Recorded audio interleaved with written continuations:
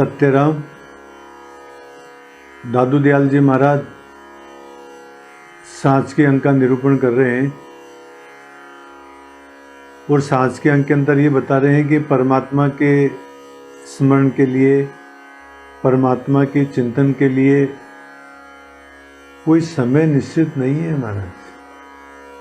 पहले भी कह के आए हैं, अपनी अपनी हद में सब कोई लेवे नाम। हम सब ने अपनी अपनी हद बना रखी है, टाइम निश्चित कर रखा है, इतने समय परमात्मा का भजन करना है। पर दादू दयाल जी महाराज कहते हैं कि हरदम हाजिर होना बाबा, जब लग जीवे बंदा, दायम दिल साईं सो साबित, पंच वक्त क्या धंधा।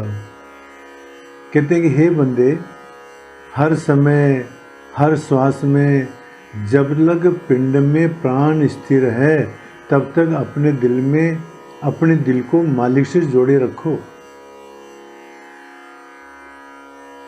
जब लग जीवे बंदा, जब तक हमारा जीवन है तब तक हरदम हाजिर होना बाबा, हर समय ही परमात्मा का चिंतन करते रहना चाहिए।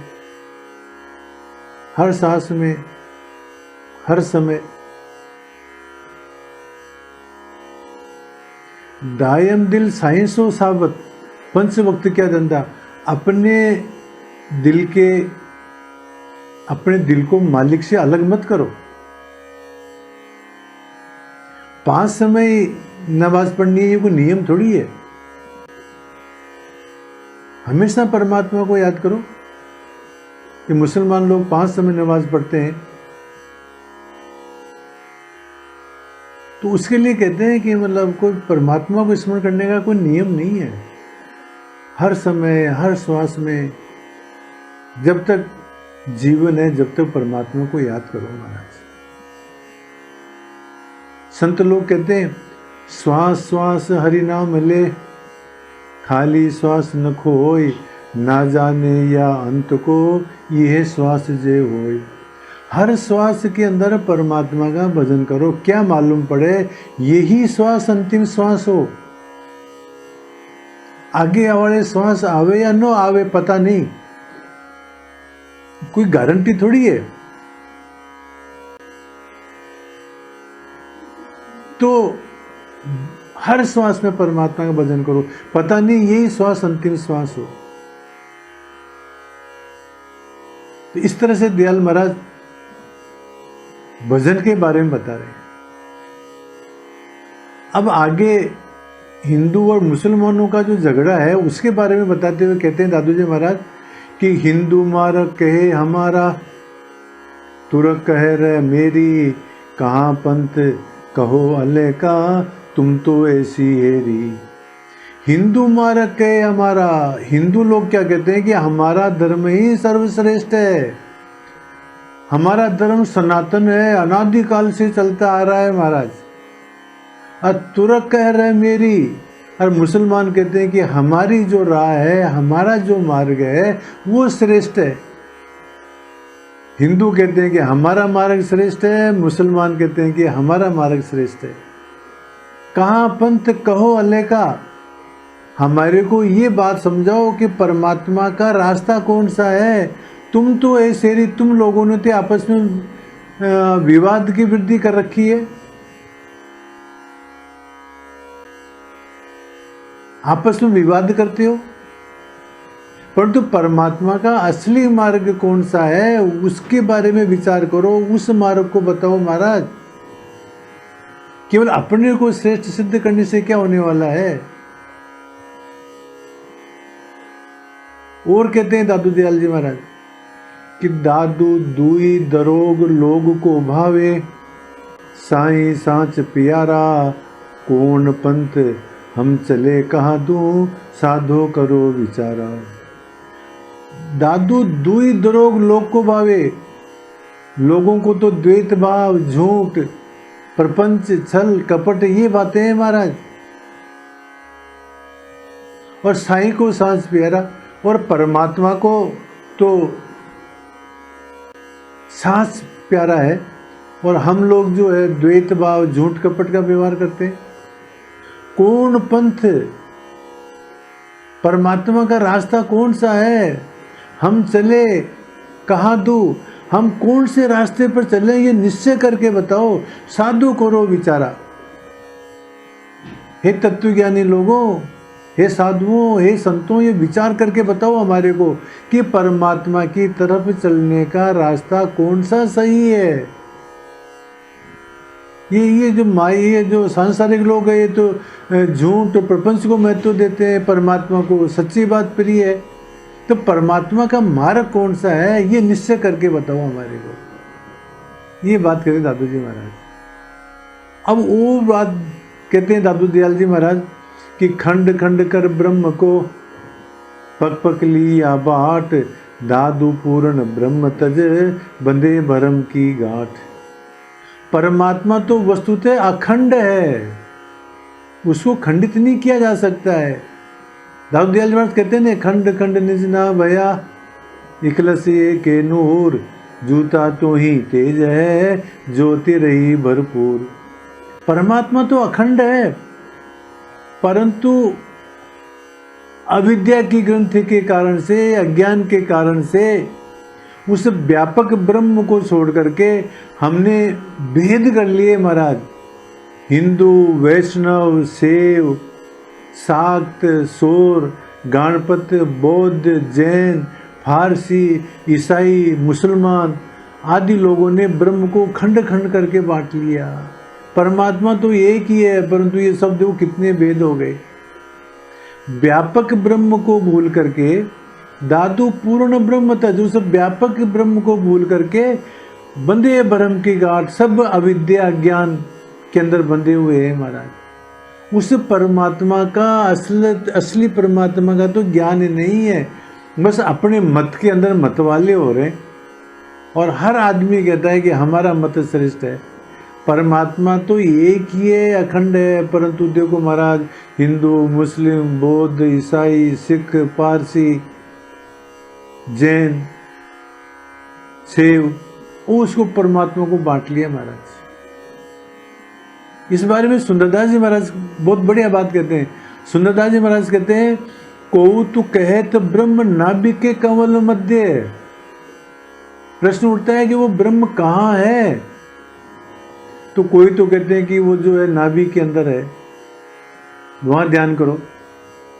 और को तू कहत ब्रह्म हृदय में प्रकाश है, और कोई कहते हैं कि वो ब्रह्म जो है परमात्मा है वो हृदय के अंदर है। और को तू कहत कंठ नासिका के अग्रभाग, कोई कंठ में बताता है, कोई नासिका के अग्रभाग में बताता है। को तू कहत ब्रह्म भ्रुकुटी में वास है, कोई जो कहते हैं कि भ्रुकुटी के अंदर परमात्मा रहता है। को तू कहत ब्रह्म 10वें द्वार के बीच, कोई इस ब्रह्म को 10वें द्वार के बीच में बताता है। को तू कहत भोर गुफा में निवास है, ब्रह्मर गुफा के अंदर वो परमात्मा रहता है। कोई ये कहता है पिंडते ब्रह्मंडते निरंतर विराजे ब्रह्म। सुंदरदास जी महाराज कहते हैं वो ब्रह्म तो पिंड में भी और ब्रह्मांड में भी निरंतर रहता है। सुंदर अखंड तैसे व्यापक आकाश है, जैसे आकाश व्यापक है वैसे ही परमात्मा भी क्या व्यापक है। सुंदरदास जी महाराज ने यहाँ पर बहुत बढ़िया बात बताई। कई आदमी प्रश्न करते हैं महाराज कि वो आत्मा जो है शरीर के अंदर कहाँ रहती है, तो उसके बारे में सुंदरदास जी महाराज ने बताया कि कोई जो है भ्रुकुटी में बताता है, कोई हृदय में बताता है, कोई नाभि में बताता है, कोई ब्रह्मर गुफा में बताता है, कोई 10वें द्वार में बताता है, कोई कंठ में बताता है। कहाँ रहता है? तो सुंदरदास जी महाराज कहते हैं कि वो तो परमात्मा तो क्या व्यापक है, सभी जगह रहता है। इसको महाराज ऐसे समझो कि मान लो कोई प्रश्न करे कि हमारे इस मकान के अंदर, हमारा जो मकान है, इस मकान के अंदर आकाश कहाँ रहता है, तो हम क्या कहेंगे? क्या बेडरूम में रहता है, क्या रसोई में रहता है, क्या स्नानगृह में रहता है, क्या बैठक में रहता है? आकाश तो घर के अंदर सभी जगह है। कोई एक जगह थोड़ी है आकाश। जिस प्रकार से मकान के अंदर आकाश सभी जगह है, ठीक इसी प्रकार से महाराज वो परमात्मा संपूर्ण शरीर के अंदर, संपूर्ण ब्रह्मांड के अंदर व्यापक है महाराज। बहुत बढ़िया प्रश्न का उत्तर दिया।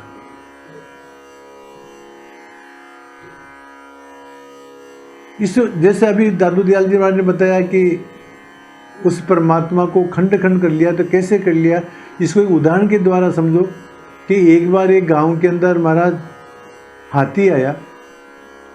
उस गांव के अंदर 7-8 अंधे भी रहते थे।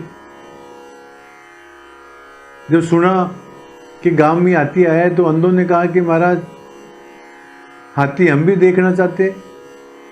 तो गांव वालों ने कहा कि तुम्हारे तो आंख नहीं है, तुम क्या हाथी देखोगे। उन्होंने कहा कि कोई बात नहीं, हम स्पर्श करके देख लेंगे। अंधे भी गए महाराज हाथी को देखने के लिए। किसी ने सूंड पकड़ा, किसी ने कान पकड़ा, किसी ने पूंछ पकड़ी, किसी ने पेट पकड़ा, किसी ने पैर पकड़े, किसी ने दांत पकड़े। आगे देख करके पूछा सूरदासों से हाथी कैसा है। तो किसी ने कहा कि हाथी तो दीवार की तरह से है। जिसने पेट पर हाथ फेरा उसे कहा कि हाथी तो दीवार की तरह से है। किसी से पूछा कि हाथी कैसा है, कहते खंबे की तरह से, उसने पैर पकड़ा। किसी से पूछा कि हाथी कैसा है, कहते तो रस्सी की तरह से है, उसे पूंछ पकड़ी। किसी से पूछा कि हाथी कैसा है, कि वो तो छाजले की तरह से है, उसने कान पकड़ा। जिस प्रकार से हर अंधे व्यक्ति ने अपने अलग अलग स्टेटमेंट दिया, इसी प्रकार से महाराज ये जो जितने भी जो मतांतर बने हुए हैं ये सब एक देशी है। हाथी वस्तुतः जो है पेट नहीं है, हाथी वस्तुतः दीवार नहीं है, हाथी वस्तुतः पैर ही नहीं है। हाथी तो संपूर्ण है महाराज। जो परमात्मा क्या है, सभी जगह व्यापक है। जिस प्रकार से अंधे लोग एक एक अंश को पकड़ करके और हाथी के बारे में विवाद करते हैं, इसी प्रकार से महाराज हम भी जो है उस परमात्मा को अलग अलग बात करके आपस में विवाद कर रहे हैं। जबकि वास्तविकता तो ये है कि परमात्मा तो व्यापक है, सभी जगह है महाराज। इस प्रकार से दादू जी महाराज इन साखियों के अंदर ये बताते हैं कि परमात्मा को स्मरण करने के लिए कोई नियम नहीं है, कोई समय नहीं है। हरदम हाजिर होना बाबा, हर समय परमात्मा का भजन करो। और हिंदू और मुसलमानों के बीच में जो टकराहट है कि हिंदू कहता है कि मतलब कि हमारा मत श्रेष्ठ है, मुसलमान कहता है कि हमारा मत श्रेष्ठ है, तो दादू दयाल जी महाराज कहते हैं कि हे सज्जनों, हे ज्ञानियों, हे तत्वदर्शियों, वो परमात्मा का मार्ग कौन सा है वो बताओ हमारे को। दुनिया तो जो है द्वैत में फंसी हुई है, झूठ में फंसी हुई है। परमात्मा को तो सांस प्यारा है, वो बताओ महाराज। और अंत में दादू दयाल जी महाराज बताते हैं कि वो परमात्मा तो अखंड है, वो तो व्यापक है। इस प्रकार से दादू जी महाराज ने इन साखियों में इन बातों का वर्णन किया है। सत्य राम।